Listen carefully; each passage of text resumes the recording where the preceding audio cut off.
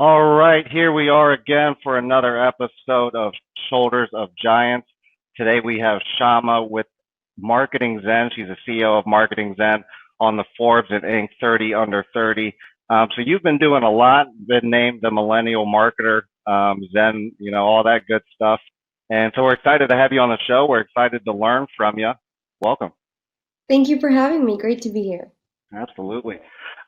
So let me ask you this. I know you've been in the marketing industry, digital industry since 2009. How did you end up in this space? I mean, did you always know you were going to be a digital marketing social media expert, or how did you land in this industry? Yeah, I'm not sure that I embrace the moniker even now. I think because this industry is evolving so fast. I always knew what my passions were, which are technology and communications and media. And I thought when I was growing up that I wanted to be a journalist.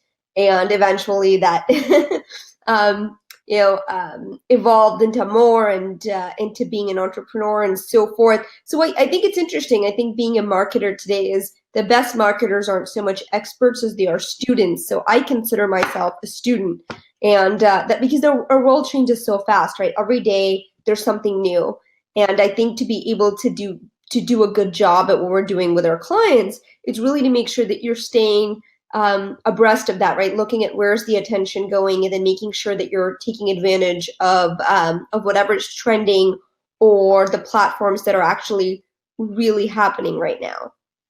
Absolutely. Excuse me. And I love what you said there is, you find yourself a student of marketing because, too often, as you said, digital marketing is growing so fast and, really everything in the world is growing fast right now. And I feel sometimes we don't take enough time to continually educate ourselves and sometimes it might put us behind, and I like the fact that you look at it more as you're not an expert, you study it and you just continue to get better for your clients. Yeah, I think the world we live in, perfection is overrated. I've never been a perfectionist. I've always been grateful for that. I think progress is a much better metric. And so, they often say perfection is the enemy of good. And I think that's true, especially in the marketing field, where it's very much this idea of you have to constantly evolve, put things out there, edit, evolve. And so I consider myself an editor. And I think that's a much better suited role or job title or even lens for the world that we live in right now. Yeah. No, absolutely. Do you think that's kind of been one of your keys to success when it comes to helping your clients and being able to grow Marketing Zen to where it is today and everything that you've accomplished? Do you believe that's one of your, I guess, kind of factors to getting there? Yeah, absolutely. I think hands down, being an editor and not feeling like something has to be 100% great to put it out there, right? To know that as long as you're providing value and you're getting better and you're keeping up, I mean, I think that's the best that one can expect from themselves. And so I think to me, it's always about providing value, right? And if it's helping people, it's getting things to the next level, then that's the direction to go in. Absolutely. Now, in the beginning, I know you said you kind of wanted to be in journalism. Now you're digital marketing, helping companies grow. How did you come up with the idea to start a digital marketing company, and how did you build a business plan and just hit the phones, hit the pavement? What did you do in those very beginning stages to get your company off the ground and build it to what it is today? Yeah, so I think it's interesting that I didn't start out to say I wanted to build this digital marketing firm that we have today. It very much started out with meeting demand. And I think that's where some of the best businesses come from is you notice demand and then you find that sweet spot in the marketplace, right? And I think demand also to see how is that being fulfilled today? If I was starting today, it might look very different. I might have a different perspective than when I did how now like 10 years ago, right? So I think it's about studying the market. What does it look like? And then finding that sort of intersection between your passion and what you love and what the market wants. And so arguably Marketing Zen was one of the first social media marketing firms in the world. This is a time where social was really new. My book, The Zen of Social Media Marketing, which is now in its fourth edition and is used in many colleges as a textbook.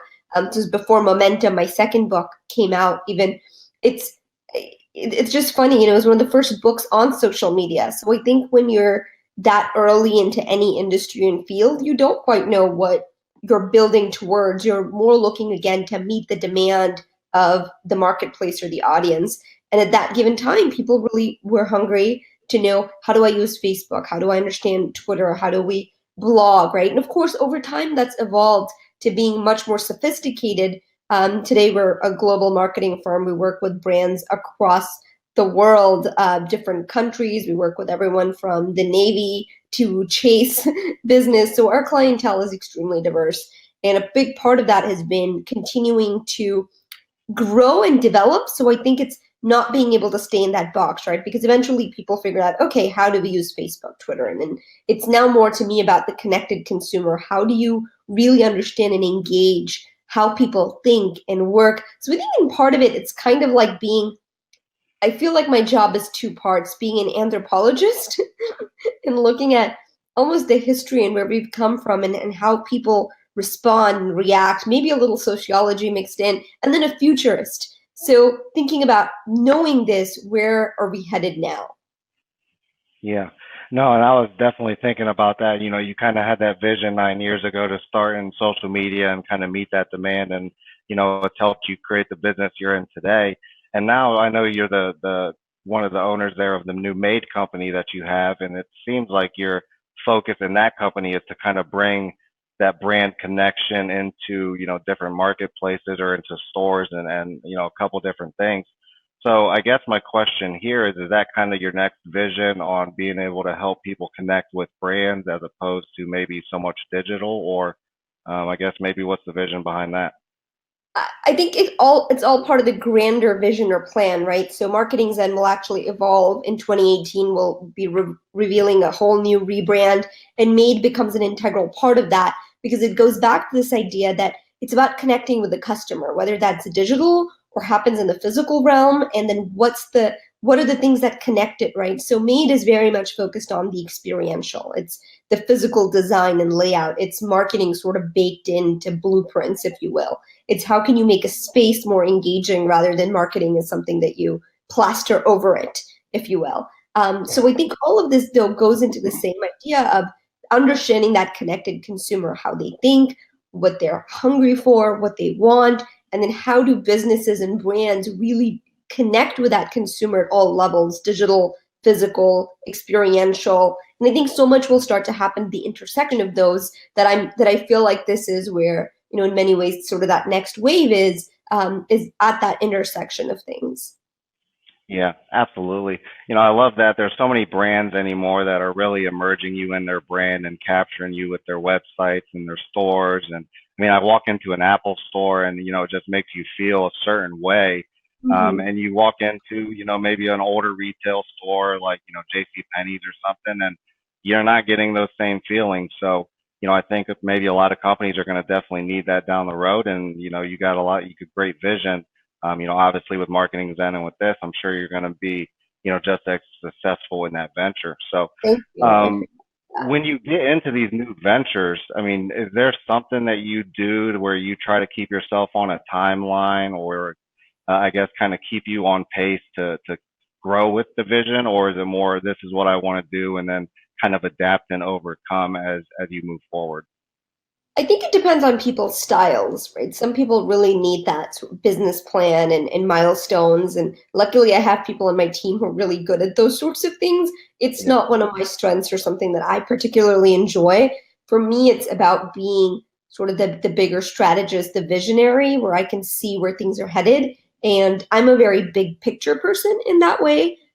Extremely organized. So it's funny, like there's elements of the type A, but I think when it comes to business, it's much more organic for me. Like I want to see where things go without stopping or saying, well, we're only going to work in this box. Like I said, I've got a great team who can help contain some of that and help help box it in ways or to set, the milestones or the playbooks and so forth. But for me, it really is about the sort of grander vision, how we see people, how we see ourselves helping our clients. What does that look like? What are their needs? And I really do believe that, that saying that says you can have whatever you want as long as you help other people get what they want. So that's very Yeah. much my focus is how do we help our clients get what they need? And what does that look like? Sometimes to me, a favorite project is when a client comes in and says, this is what I want at the end of the day. You tell me what that looks like to make it happen. And sometimes that may be like the layout, right? The actual layout of a place. And other times it might be something totally different. So I think that's always nice when you have a problem that you're solving with a client that you can really collaborate with, versus a lot of times people will come to us and say, I want to do a Facebook ad campaign or so forth. And we'll sort of dig in and say, okay, but why? And then you find out that that's not even what they need. Yeah. That's not even in their best interest. And so I think it's often a matter of problem solution and then being that architect for the solution, so to speak. Yeah. No, absolutely. I mean, you're always going to have a job if you're fixing problems for people in the marketplace. And, it's definitely a lot of the people that I, look up to mentors wise.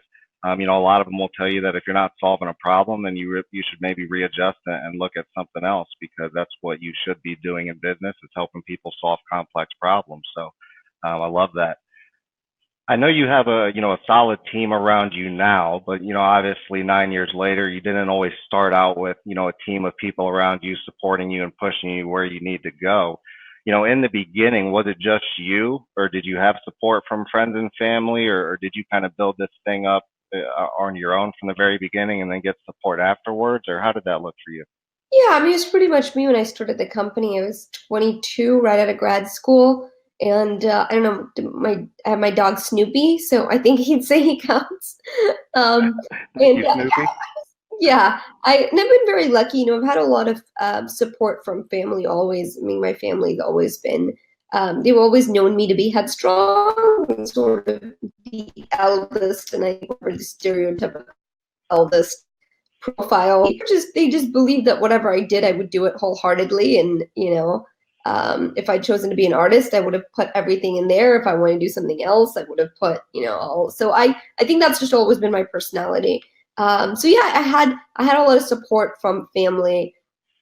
I often, even if I didn't, though, I just don't think I'm one of those people. And I think it does go back to personality to some degree, that would be deterred by it. It just doesn't matter to me.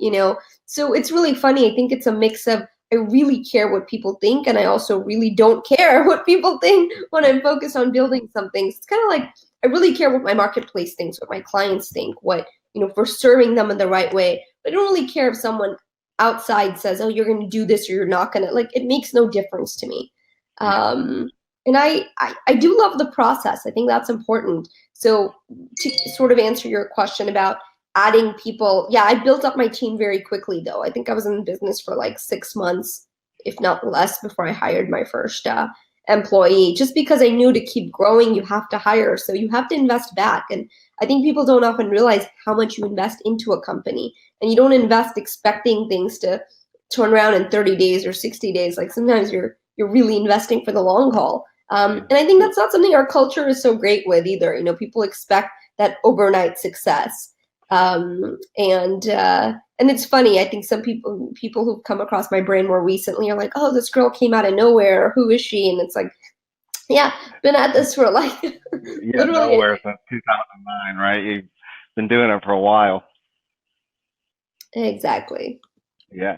No, that's definitely a great point. I think that there's a lot of maybe people and entrepreneurs that go to start a business, don't get the great support from the friends and family, maybe even have people that try to hold them back. And, then eventually they end back up into a 9 to 5, or, they don't follow their dreams. And I think it's a common trend you see. And it's one of those things that if you're going to create something as you have, that you have to be willing to do is, listen to people, take what they say for a grain of salt, and just kind of move forward to that vision. So, Well, I think here's the thing. I think people sometimes think of who they are, and there's sometimes a disconnect between who someone is and who they think they are. And what I mean by this is, being an entrepreneur, building companies, there is a lot of sacrifice that goes into this. There's a lot of hard work, and I'm not saying that people aren't hard workers, but there's a certain level of uncertainty you have to be okay with. There's a certain ability to take a risk that you have. Like, being an entrepreneur is not for everyone. I don't recommend it like across the board. I think you have a personality for it or you don't. Not to say that you can't become a better entrepreneur. I certainly didn't know all the rules of business when I started, but I do think it takes a lot of sacrifice. And I'm not, again, I'm not sure we live in a culture where that's we like the glamour of things, but I'm not sure how much we love the hard work that goes into something like that. So I think there's a mix. I think there's a mix of being able to leverage those platforms, but still being able to put in the hard work day in, day out. And that's not always the sexy part of business. Yeah. No, absolutely. A lot of the people I've interviewed for this show, have told me that, for the first 10 years they're growing the business. They didn't even take any money for themselves. They just, paid the team, which is kind of what you started to do is 6 months in, added more employees, and I'm sure you were just reinvesting back into your company. And, as you said, everybody wants, that quick turnaround. And it's like, okay, well, are you going to work for 10 years with no pay and build your team and then finally, be that overnight success as they're kind of saying you are with, I guess kind of no background on you. But I mean, I guess that's the difference maybe is, going through that process. I love that you bring up the process because I think that's, again, like you said, part of the reason why a lot of people are missing out because they're just not ready to go through the process. They hit a hiccup and, boom, they're back to the 9 to 5, kind of give up and, say that, oh, I couldn't do it or whatever the case is. And I don't think there's any shame in that or anything bad. I think there's people who are better. Like a lot of my employees are people who are ex-entrepreneurs. And I love that because they found for themselves that they love taking initiative and having flexibility and freedom to do things, but they still like the structure, right, of something that gives them a little more certainty to do their best work. And there's nothing wrong with that. So I think that's the other thing too, is how you define something as a success or a failure. I find it challenging when I feel like people use other people as their metrics for success versus looking at themselves and saying, did I learn? Did this help me be a better human being? I mean, we forget entrepreneurs, kings, paupers, like we're all, life is temporary. Not to turn this too philosophical, but life is temporary. And I think we forget about that. And so if you're Absolutely. enjoying the process, if you're learning, so whether you decide to go back to a 9 to 5 or you continue to do whatever, I think it's important to think about how are you growing as a human being, as a person? What lessons have you learned? And yeah, I don't think there's one right or wrong answer. I think you have to find what works for you. And that, of course, changes. Yeah. No, I agree. I mean, I'm sure you've heard and keep hearing the stories of the person that has $1 billion who's miserable and hates his life and yada yada. Because, like you said, metric for success is not always money. It can be happiness and loving what you're doing and just following your dream. And you have to, as you said, just kind of find out what that is for you and kind of follow that path and wherever it takes you, just be excited to be on that path and follow the process is kind of what I'm getting, from you. Yeah, I think it's important to do what works for you. Perfect. Let me ask you this. I mean, I know there's a lot of mentors I look up to that say you have to write your goals down every day. You write up, write your goals down, go to sleep, write them down, things like this. I mean, is there anything that you do, vision boards, writing goals down that I guess kind of help you move forward to your vision or?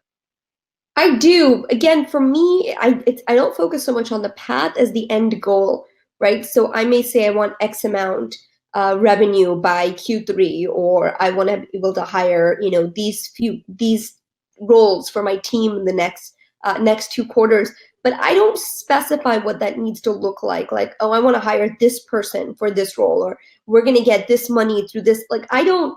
I feel like that limits the universe in some ways to deliver what you need. And so I do write down goals. I tend to be broad and I write them in a way that's exciting to me. Like, I don't think goals should be punishing. I don't think you look at that list and if you feel dread, it's not like life's too short for that. So for me, when I write goals, it's what feels fun, what feels like that's exciting, that's cool. And so, yeah, I mean, I think vision boarding is great. I do it on my phone. I have I'll save images and create like a favorites folder and have those and look at them on occasion. Pinterest is another way to do it. So yeah, I do think surrounding yourself with positivity and where you're trying to go makes a big difference. I mean, what at the end of the day, you are who you surround yourself with and what you surround yourself with. Yeah. No, that's a huge point there is, surrounding yourself with the right people. There's been millions of people out there that surround themselves with the wrong people go down the wrong path, and whatever, everybody knows that kind of story. But it's definitely a trend I've seen where, as you said in the beginning, you're always studying. You look at yourself as more of a student as opposed to an expert, and that's a very common trend I get with people I talk to that I look up to, because they're always learning. They don't think they're better than anybody, and that's kind of what sets them apart. I run into a lot of people on a daily basis that think that they know everything, and at the end of the day, you'll talk to someone that's done a lot of things or accomplished a lot, and they'll tell you that they know nothing, and it's like it's a common trend I see. So, Yeah, and um, I think it's that balance of you're not better than anyone, but no one's better than you. And I think that's the other side of the equation is where people like feel like, oh, but I'll never be that person, or they have XYZ, or they, and that's not true either, you know? We all get 24 hours in a day. Of course, we all have different strengths and weaknesses, but I think that's what makes the world go round. yeah, absolutely.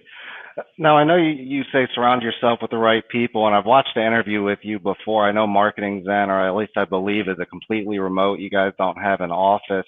How does that work with your culture? I mean, I know you said before you like it, but sometimes you wrestle with it. Um, uh, can you shed some light on that one for me? Yeah, so I think that's also something that's shifting in 2018, where we are building more of a physical presence and bringing people in under one roof. That doesn't mean I'm a big fan of flexibility and freedom. And I think that'll always continue to be a core part of who we are at Zen, right? I think being, even if we have a physical structure, which is great, I think at the end of the day, it's about how do you empower people? And so if you make a great space where people feel empowered, and it's a big part of what we do at Made now, right? So I believe in walking the talk. Can't say that that matters and then not be able to embody that yourself. And so I think the goal is to give people a space physically and metaphorically where they can thrive, where they feel comfortable, where they're bringing their best work. So I don't think it's so much about do you work remote or do you work, next to someone. I think it's much more that mindset and that how are you empowering your team. Yeah, no, absolutely. Excuse me. So, well, it looks like we are running out of time here, but I wanted to at least ask you this one question. If there was any one, I guess, thing or anything you would have known before you started your entrepreneurial venture that would have shaved some time off, made your life a little easier, whatever the case is there anything that you can leave the viewers with, that you would have liked to know 9+ years ago? Yeah, that's a great question. I think, for me, it really is about, man, there's so many things that I kind of wish that I knew, but I also feel like I don't know if I would be where I am if I'd if I'd known all the challenges. So I think it's sort of a catch 22 in that way. That sometimes naivety is your friend because you don't know what you don't know. Right. So I would say that's important. I do wish that I'd thought even bigger. And I think this is something that um, you know, I, I think women struggle with this more than men generally.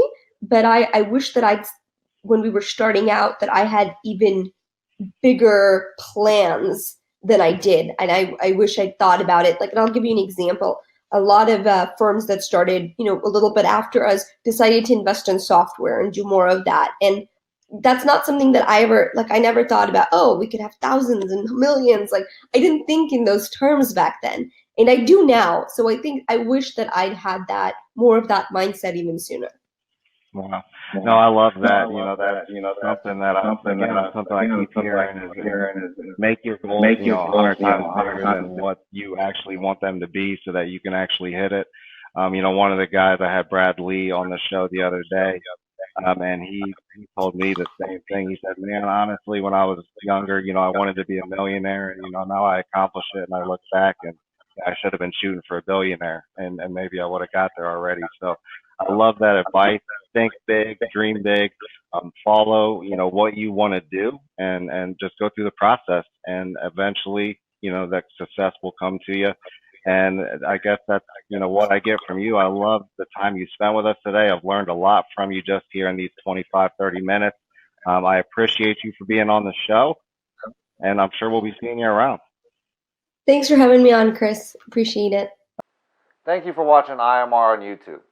For more digital marketing videos, subscribe to our YouTube channel. And for premium content, visit us online at InfiniteMediaResources.com.